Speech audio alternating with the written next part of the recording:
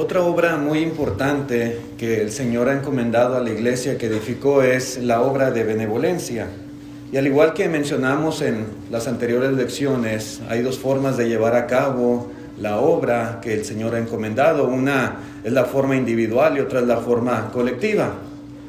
Individualmente, hermanos, tenemos en la Escritura mucha enseñanza que nos indica que nosotros como cristianos debemos ser personas que practicamos la benevolencia. En la primera carta de Juan, capítulo 3, versículo 17, note usted lo que dice aquí el apóstol.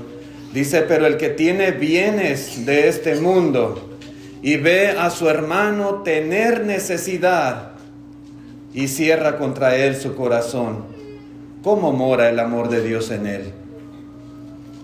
Luego podemos ver también en la primera carta a Timoteo, capítulo 6, versículo 17, dice así el apóstol Pablo: a los ricos de este siglo manda que no sean altivos, ni pongan la esperanza en las riquezas, las cuales son inciertas, sino en el Dios vivo, que nos da todas las cosas en abundancia para que las disfrutemos.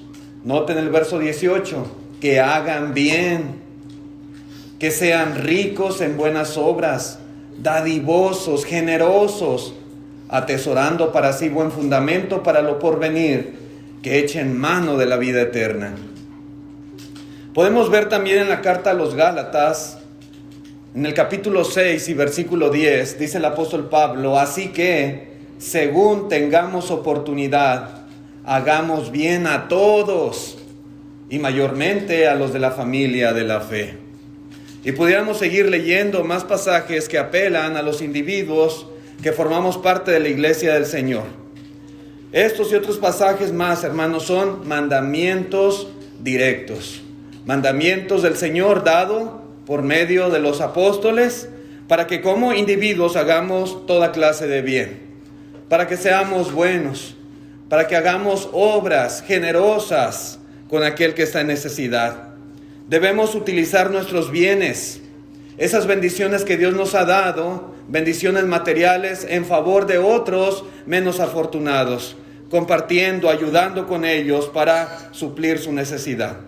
Hay muchas razones, hermanos, por las cuales nosotros como individuos debemos llevar a cabo esta obra de benevolencia.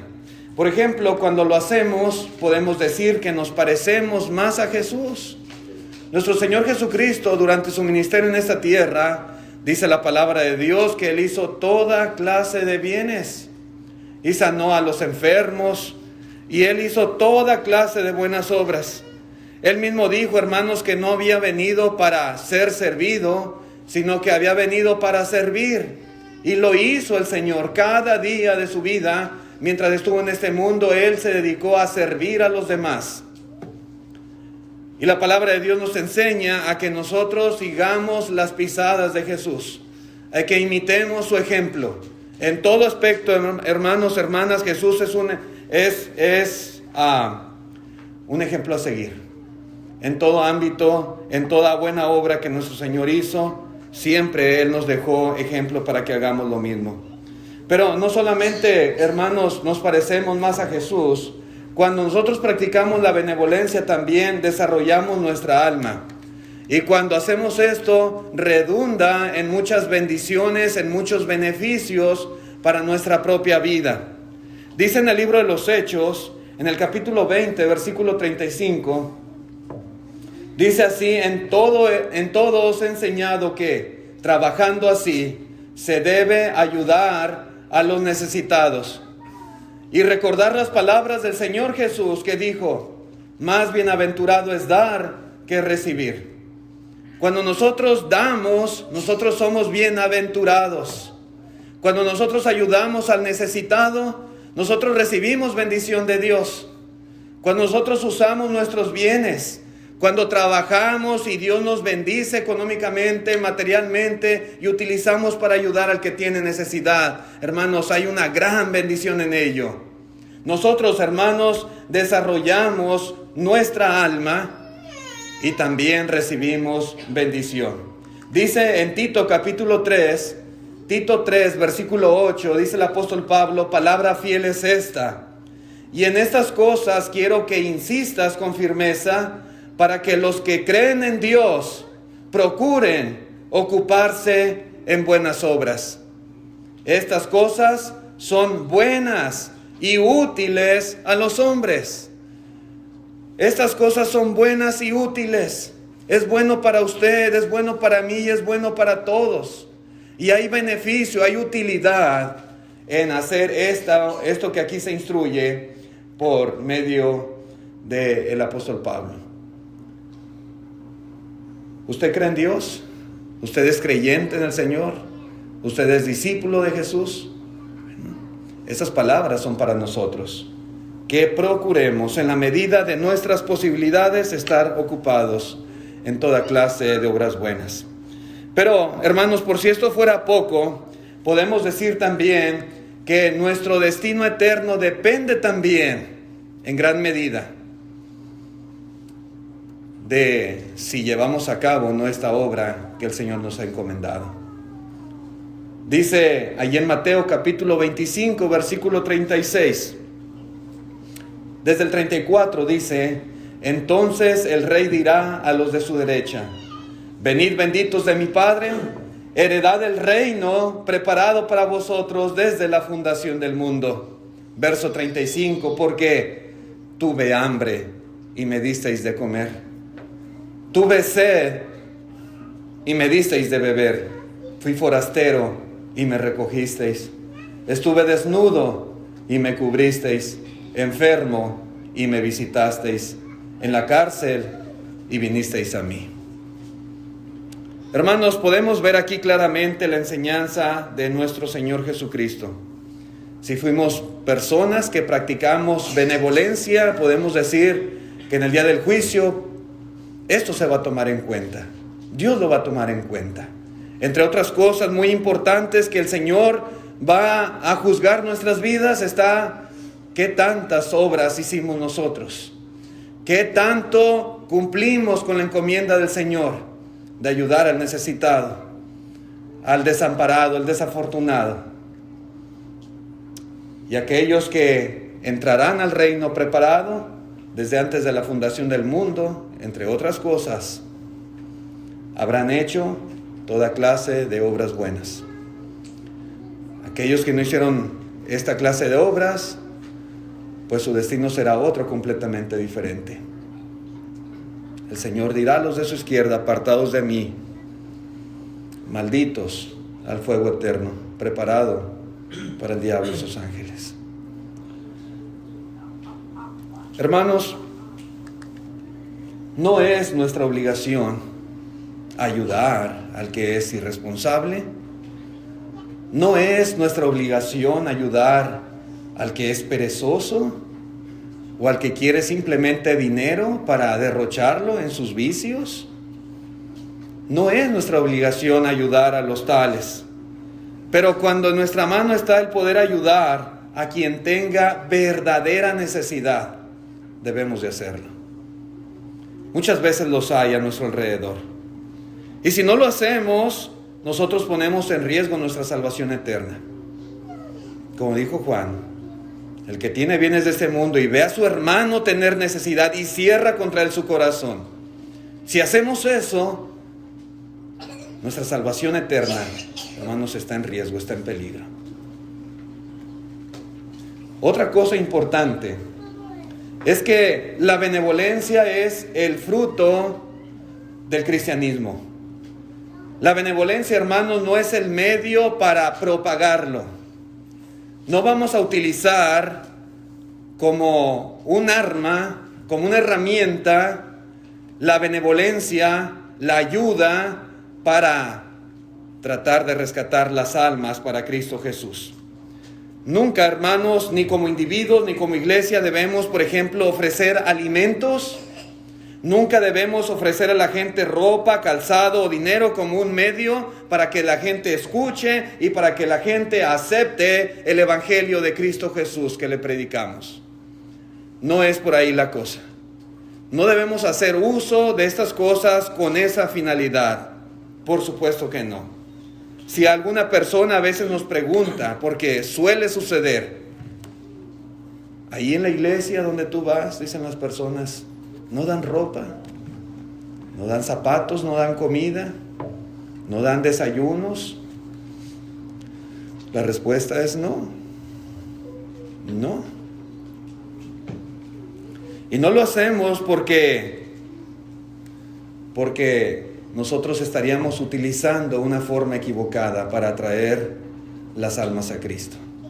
Mucha gente, desafortunadamente, no tiene interés en la palabra de Dios, en el Evangelio, sino simplemente en recibir un beneficio material.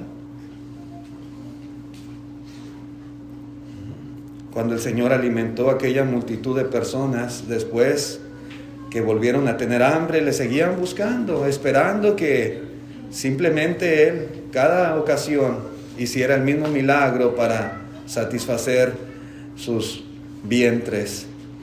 Y el Señor dijo, me buscáis solamente porque les di de comer. No debemos, hermanos, hacer eso jamás, ni siquiera como individuos. La iglesia local, hermanos, como congregación, también debe de llevar a cabo la obra de benevolencia. En el Nuevo Testamento encontramos autoridad para llevar a cabo esta obra. Sin embargo, debemos notar, hermanos, que hay restricciones en cuanto a cómo usar el tesoro de la iglesia para llevar a cabo la obra de benevolencia. Hay restricciones. Es diferente en cuanto a el dinero de nuestro bolsillo, en cuanto a nuestros propios recursos. Como individuos tenemos libertad para ayudar a quien pues nosotros queramos con nuestro dinero. Claro, está haciendo uso de nuestra sabiduría y del sentido común. Pero las iglesias tienen autoridad limitada de parte de Dios en cuanto a cómo y a quién ayudar con el tesoro de la ofrenda. En la primera carta a los Corintios, capítulo 16, versículo 1 y 2, dice así el apóstol Pablo en cuanto a la ofrenda, note usted, para los santos. Haced vosotros también de la manera que ordené en las iglesias de Galacia. Cada primer día de la semana, cada uno de vosotros ponga aparte algo según haya prosperado, guardándolo para que cuando yo llegue no se recojan entonces ofrendas. Hermanos, la colecta debe de usarse, dice aquí claramente el apóstol Pablo, para ayudar a los santos. Y recogemos cada primer de la semana, de acuerdo a esa instrucción, la ofrenda de los miembros según hayan prosperado y de acuerdo a lo que hayan propuesto en su corazón. Pero dice aquí, hermanos, que es la ofrenda para los santos. No dice, hermanos, la ofrenda de los santos, sino la ofrenda para los santos, indicando los destinatarios, indicando las personas en las cuales se puede utilizar esta ofrenda. Un ejemplo de esto lo encontramos en la carta a los Romanos, Romanos capítulo 15 y versículo 25. Dice el apóstol Pablo, mas ahora voy a Jerusalén para ministrar, note usted, a los santos. Dice el 26, porque Macedonia y Acaya tuvieron a bien hacer una ofrenda para los pobres que hay entre los santos que están en Jerusalén. Macedonia y Acaya, los hermanos ahí en Macedonia y Acaya fueron generosos y ellos fueron benevolentes y ellos llevaron a cabo esta obra tal como el Señor lo indicó. Y hermano, note usted que aquí en Jerusalén había necesidad. Y era una necesidad generalizada, podemos decir, en toda la región, en la ciudad particularmente. Seguramente había muchos necesitados en Jerusalén. Pero esta ayuda que el apóstol Pablo llevaba e iba a ministrar no era para la gente de Jerusalén. Inclusive esta ayuda, hermanos, no era para los santos de Jerusalén. Esta ayuda, como dice aquí, era para los necesitados, para los pobres que hay entre los santos. Sí. Y para ellos particularmente era el beneficio de esta ofrenda. En el libro de los Hechos, capítulo 11, versículo 27, dice así la palabra de Dios. En aquellos días, unos profetas descendieron de Jerusalén a Antioquía, Y levantándose uno de ellos, llamado Agabo, daba a entender por el Espíritu que vendría una gran hambre en toda la tierra habitada, la cual sucedió en tiempos de Claudio. Verso 29, entonces los discípulos, cada uno conforme a lo que tenía, determinaron enviar socorro a los hermanos que habitaban en Judea, lo cual en efecto hicieron, enviándolo a los ancianos por mano de Bernabé y de Saulo. Y nuevamente vemos cómo los hermanos de Antioquía, la iglesia en Antioquía, entendiendo y viendo la situación que había en Judea, de gran necesidad, de gran hambre, envían ayuda, envían socorro. Pero es para los hermanos, es para los santos, para aquellos que estaban pasando por esta situación de necesidad. Pudieron haber enviado para toda la tierra, ¿verdad? Para toda la gente, para todos los necesitados de aquellas regiones, pero no. La ayuda, hermanos, era para los hermanos necesitados, para ellos. Es claro, hermanos, lo que la Escritura nos enseña. Ese dinero, hermanos, se colectaba y ese dinero, ¿verdad?, era utilizado para la obra de benevolencia, pero particularmente para los miembros de la iglesia, para los santos, para los hermanos, para cristianos, para discípulos del Señor. La iglesia en Jerusalén, hermanos, en sus inicios, cuando comenzó la iglesia, usted puede leer el libro de los Hechos capítulo 2, donde viene a la existencia, y de ahí en adelante usted puede comenzar a leer cómo fue el desarrollo de la misma, y podemos ver que en sus inicios la iglesia también practicaba la benevolencia y lo hacían de una manera muy peculiar para suplir las necesidades que había entre sus miembros. En el libro de los Hechos capítulo 2, versículo 44, dice la Escritura: todos los que habían creído estaban juntos y tenían en común todas las cosas, y vendían sus propiedades y sus bienes y los repartían a todos según la necesidad de cada uno. En el día del Pentecostés, como 3,000 personas se convirtieron, y después cada día el Señor añadía a la iglesia. Había más y más personas que estaban obedeciendo el Evangelio y añadiéndose al grupo, a la iglesia. Muchos venían de lejos, muchos habían dejado sus casas, habían dejado sus animales, habían dejado sus tierras y habían decidido quedarse en Jerusalén y seguir aprendiendo, seguir siendo instruidos por los apóstoles. Y ellos formaron la iglesia. Lógicamente una multitud tan grande de personas, muchos de ellos sin casa, tal vez sin sus negocios, sin sus fuentes de ingresos, pues empezó a haber necesidad. Pero dice la Escritura, hermanos, que algunos vendían sus propiedades y sus bienes, y ese dinero era utilizado para cubrir las necesidades de aquellos hermanos que pues ocupaban. Dice también un poquito más adelante en el capítulo 4, versículo 34, dice: así que no había entre ellos, no había en la iglesia, entre los hermanos ahí en Jerusalén, ningún necesitado. No había. ¿Por qué no había? Dice: porque todos los que poseían heredades o casas las vendían y traían el precio de lo vendido y lo ponían a los pies de los apóstoles, y se repartía a cada uno según su necesidad. Entonces, si alguien vendía una casa, una propiedad, dice, ponía su dinero a los pies de los apóstoles.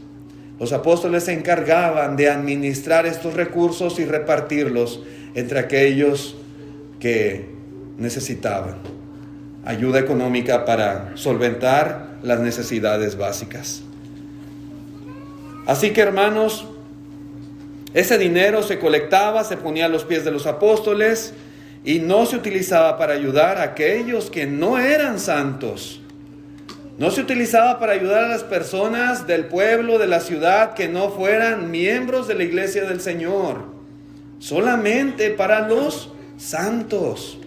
Y ese es el mandamiento que encontramos en la Escritura, y ese es el ejemplo aprobado que tenemos también para nosotros. Sí.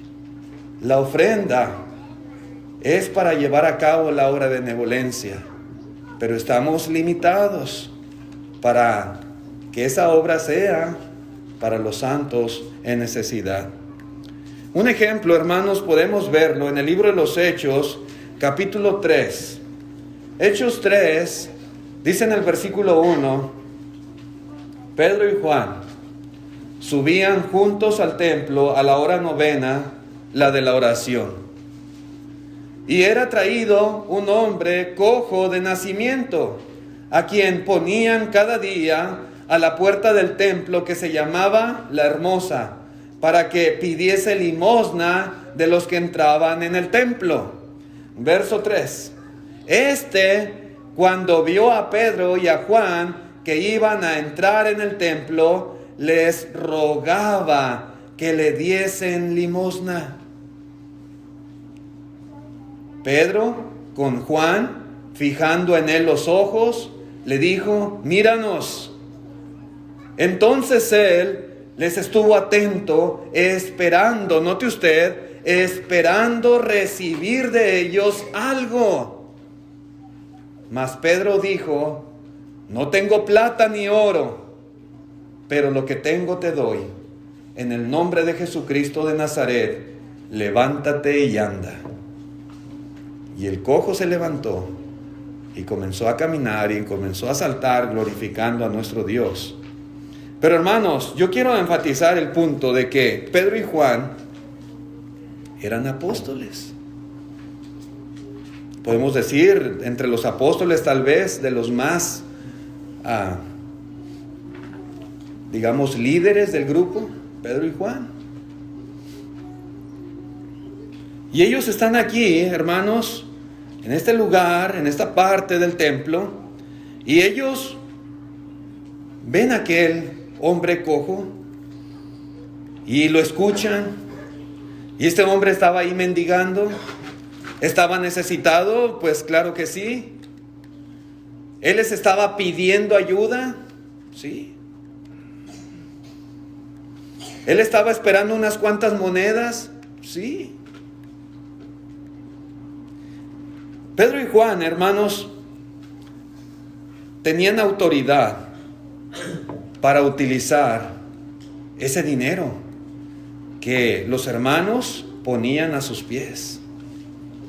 Pedro y Juan, como apóstoles, tenían la facultad de hacer uso de esos recursos, de esas propiedades, de esas casas, de esos terrenos, de esas heredades que eran vendidas y que ellos administraban para la necesidad de los demás. Y teniendo ellos esa facultad de usar ese dinero, dicen al paralítico, dice Pedro: no tengo plata ni oro. No tengo. La pregunta es, ¿era verdad o era mentira de que no tenían? ¿No tenían los apóstoles dinero? ¿O sí tenían?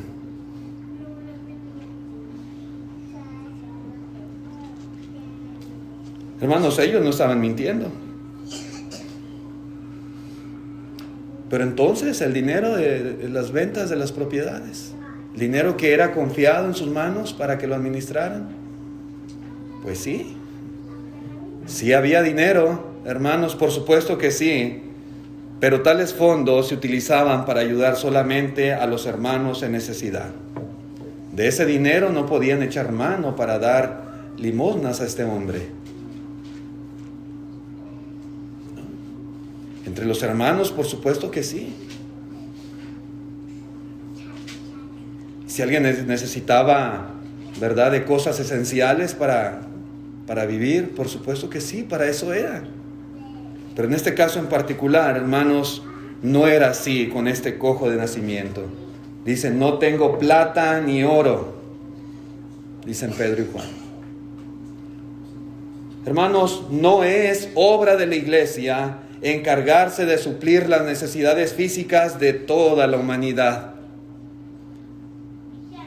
Y aunque la iglesia tratara de hacerlo, pues simple y sencillamente no podría. Hermanos, esta iglesia local no puede suplir la necesidad de toda la gente aquí del área de Dallas y los condados. No se puede. Es imposible. Los recursos de la iglesia se agotarían apenas se hubiera empezado a cuidar de todos los indigentes, de todos los discapacitados, de todos los desamparados que hay en esta ciudad.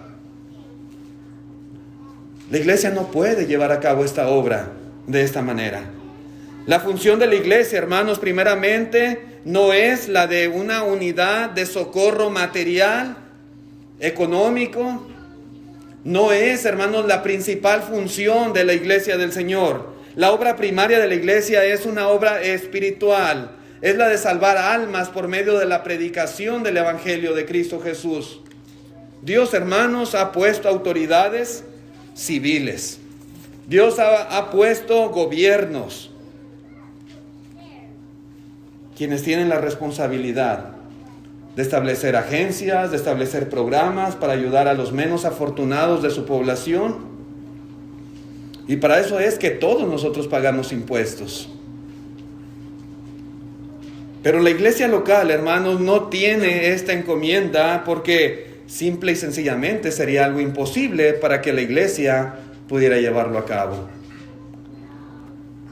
La responsabilidad, hermanos, que la iglesia como tal tiene es única y exclusivamente para los santos en necesidad.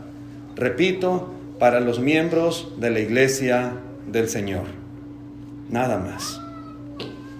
Yo sé que hay a veces iglesias donde se utiliza el dinero de la ofrenda para ayudar a aquellos que no son santos, que no son hermanos, que no son cristianos.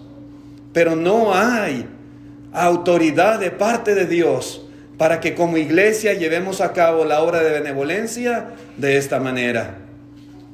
No la hay. Como individuos, repito, podemos hacerlo. Como iglesia no. Ahora bien, aún entre los santos, aún entre la hermandad, la autoridad para ayudar está condicionada también. También podemos ver en la palabra de Dios ciertos principios que tenemos que tomar en cuenta a la hora de llevar a cabo esta obra entre los santos. Por ejemplo, no debe ser aquel a quien se utilice la ofrenda para ayudar un necesitado por gusto. Un necesitado por gusto. Dice en el libro de los Proverbios, capítulo 6, versículo 9, Proverbios 6, versículo 9 al 11, dice: perezoso, ¿hasta cuándo has de dormir? ¿Cuándo te levantarás de tu sueño? Un poco de sueño, un poco de dormitar y cruzar por un poco las manos para reposo, así vendrá tu necesidad como caminante y tu pobreza como hombre armado. Entonces, hermanos, la benevolencia está condicionada. ¿A qué y a quiénes? Bueno, cuando alguien es perezoso, cuando alguien no quiere, no le gusta trabajar, es lógico que va a caer en necesidad, como dice aquí el libro de los Proverbios. Es lógico que va a estar en pobreza, porque es perezoso. Porque nada más quiere estar durmiendo. Porque nada más quiere estar cruzado de brazos. Porque el trabajo no es para él. Y a veces hay personas así. Sin embargo, hermanos, la iglesia no puede hacerse cargo de mantener. Si hubiera algún miembro, si hubiera algún cristiano, si hubiera alguien dentro de la iglesia del Señor que fuera perezoso, negligente, que no le gustara trabajar y que estuviera por lo tanto necesitado y en pobreza, la iglesia no debe ayudar a los tales. No debe de ser un necesitado por gusto en quien se utilice la ofrenda de la iglesia para llevar a cabo benevolencia. Al contrario, hermanos, tal persona anda desordenadamente. Tal persona debe de arrepentirse y debe de trabajar para que pueda tener que comer. Y no solamente que comer, sino también que compartir con aquellos que verdaderamente están en necesidad. En la segunda carta a los Tesalonicenses, capítulo 3, en el versículo 10, parece que por ahí entre los hermanos de Tesalónica había algunos así, que no trabajaban en nada, nada más andaban ahí entremetiéndose en cosas ajenas. Y dice el apóstol Pablo, porque también cuando estábamos con vosotros os ordenábamos esto: si alguno no quiere trabajar, tampoco coma. Es decir, está diciendo Pablo a la iglesia, si entre ustedes hay hermanos que no quieren, no les gusta, no están dispuestos a trabajar, no se preocupen por ellos. Si no tienen que comer, así déjenlos. No es responsabilidad de ustedes ayudar a aquel que no quiere trabajar. Dice el versículo 11, porque oímos que algunos de entre vosotros andan desordenadamente, no trabajando en nada, sino entremetiéndose en lo ajeno. A los tales mandamos y exhortamos por nuestro Señor Jesucristo, que trabajando sosegadamente coman su propio pan. La iglesia no puede ser responsable de estar manteniendo a quienes no les gusta o no quieren trabajar. ¿Sí? Y aquí está la instrucción del apóstol Pablo, muy clara, muy específica. Pero es que es un hermano, es que es una hermana, es que son santos. Sí. Pero este principio también se debe tomar en cuenta a la hora de llevar a cabo esta obra. Otra cosa importante también es que la iglesia no le debe quitar la obligación de ayudar a la familia inmediata. ¿Sí? Un principio más a tomar en cuenta. Y es que los familiares deben, en la medida de sus posibilidades, aprender a cuidar de los suyos antes de esperar que la iglesia lo haga.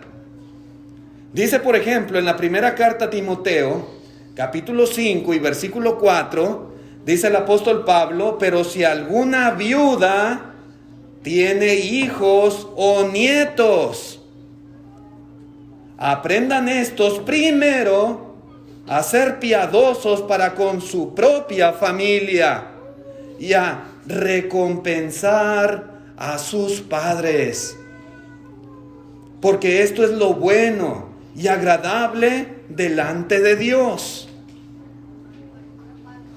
Sí. Las viudas por lo general en aquel tiempo eran las personas más desamparadas.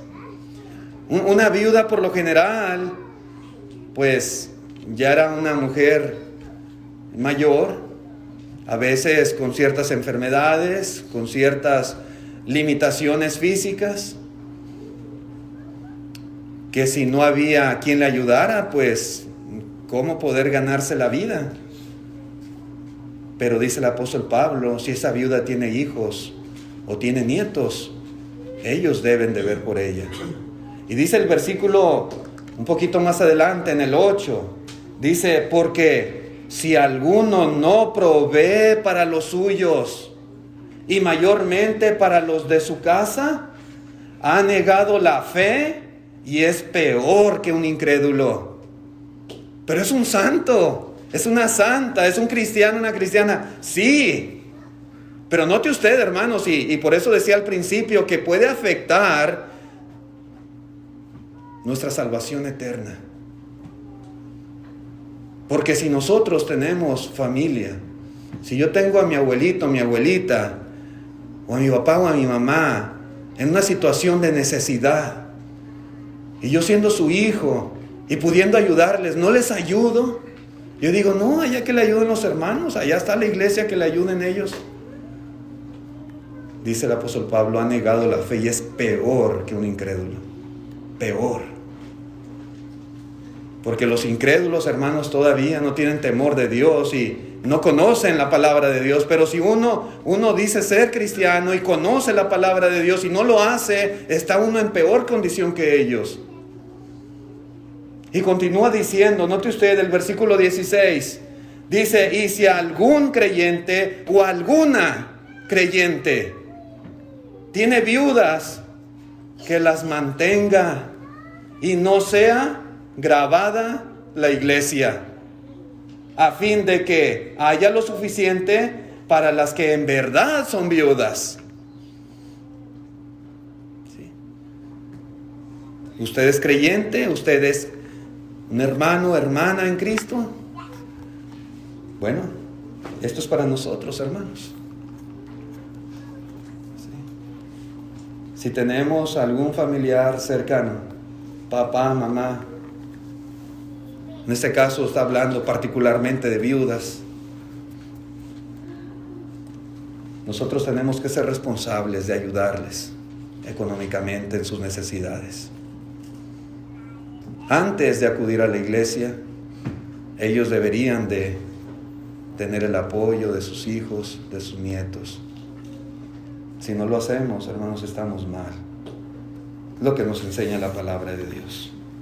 Antes que la iglesia sea grabada, los hijos y los nietos deben ser responsables de cuidar de sus padres y de sus viudas.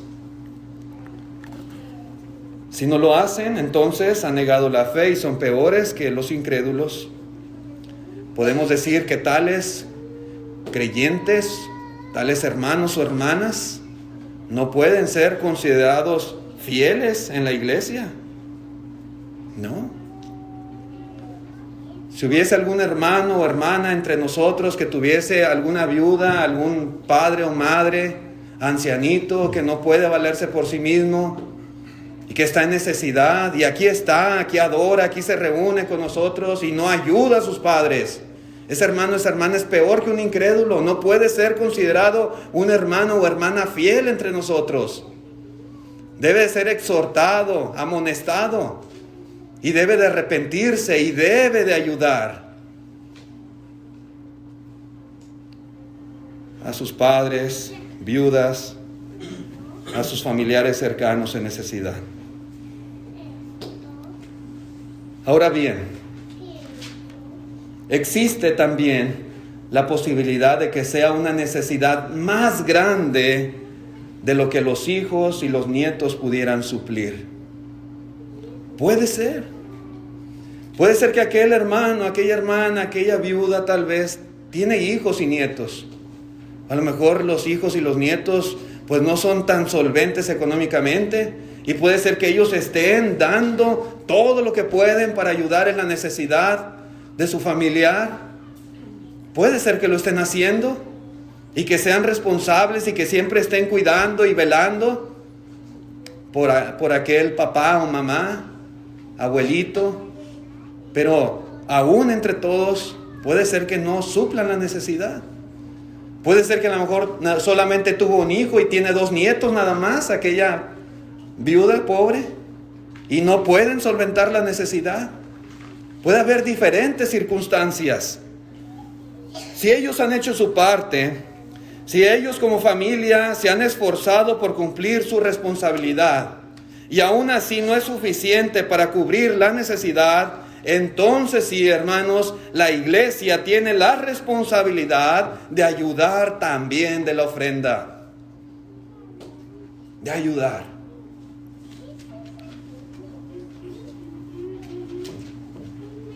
Pero siempre considerando, ¿verdad?, que los creyentes están cumpliendo con el mandamiento que Dios les ha dado. Uno se da cuenta, en la iglesia nos damos cuenta cuando hay una situación así. Y si nosotros vemos, ¿verdad?, que están haciendo todo lo posible por ayudar y los hermanos simplemente no pueden solventar, hay que ayudarles. Individualmente y también de la ofrenda. Para eso es la ofrenda.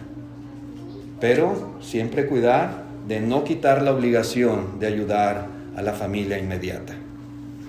Existe también, hermanos, la posibilidad de que tal hermano o hermana, aquella viuda, aquel ancianito tal vez, aquel enfermo en la iglesia, no tenga familia creyente. Mejor la hermana es viuda, pero no tiene hijos creyentes. No tiene hijo o hija creyente. Tiene hijos, pero son del mundo.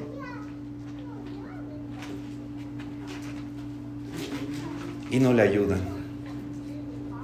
No le ayudan. Puede ser que sus hijos sean malos o sus nietos. Puede ser que sean irresponsables y que ellos no estén ayudando como Dios les manda hacerlo.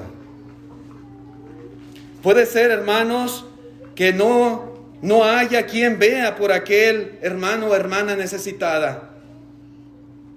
Entonces, hermanos, por supuesto que la iglesia debe de hacer su parte y debe de ayudar. Debe de ayudar. Hermanos, tales hijos y tales nietos van a dar cuenta a Dios. Aun cuando sean del mundo, aun cuando no sean cristianos, ellos van a dar cuenta a Dios por no ayudar a su familia de necesidad. Pero la iglesia, hermanos, no se va a atener. Y va a decir, no, pues ella tiene hijos que le ayuden. Ellos no son creyentes. Dice, si alguna viuda tiene hijos o hijas, tiene algún creyente o alguna creyente, tiene viudas, que las mantenga. Mandamiento es para los creyentes. Pero puede ser que sus hijos o sus nietos no lo sean. Entonces la iglesia, hermanos, no puede atenerse a los incrédulos cuando tiene algún santo en necesidad.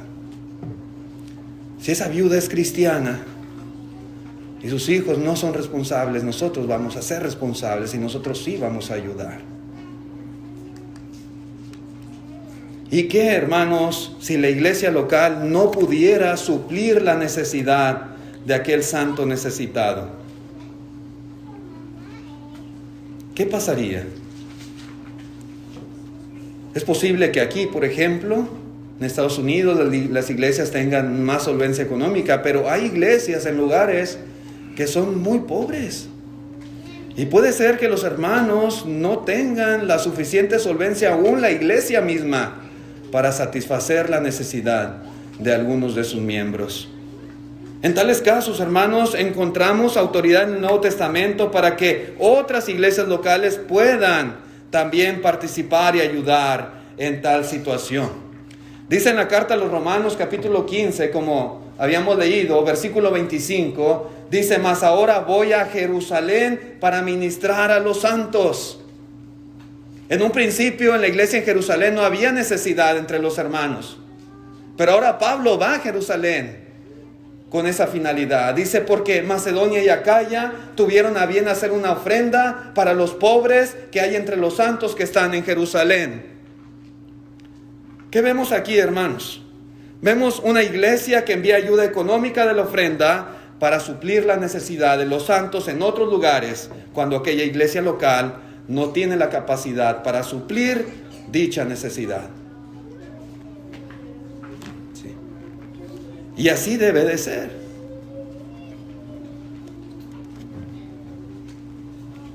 Pero hermanos, ninguna congregación debe o debería deslindarse de la responsabilidad de ayudar a sus propios miembros y delegar esta responsabilidad a otras iglesias locales. Eso no debe de suceder. Si en Odessa nosotros tuviéramos algún hermano, alguna viuda necesitada, sería absurdo que ustedes tuvieran que encargarse de esa viuda, de ese miembro necesitado en Odessa, pudiendo nosotros ayudarle allá. La iglesia local primeramente es responsable. Si la iglesia local no tiene los recursos suficientes para ayudar a sus miembros necesitados, podemos ver este ejemplo, ¿verdad? Y podemos imitar lo que hicieron los hermanos de Macedonia y Acaya. Enviar ayuda a los hermanos en Jerusalén. Enviar ayuda a los hermanos en tal lugar para que puedan solventar esa necesidad que alguien entre sus miembros tiene, que ellos no pudieron. ¿Sí? Dice, para los pobres que hay entre los santos que están en Jerusalén.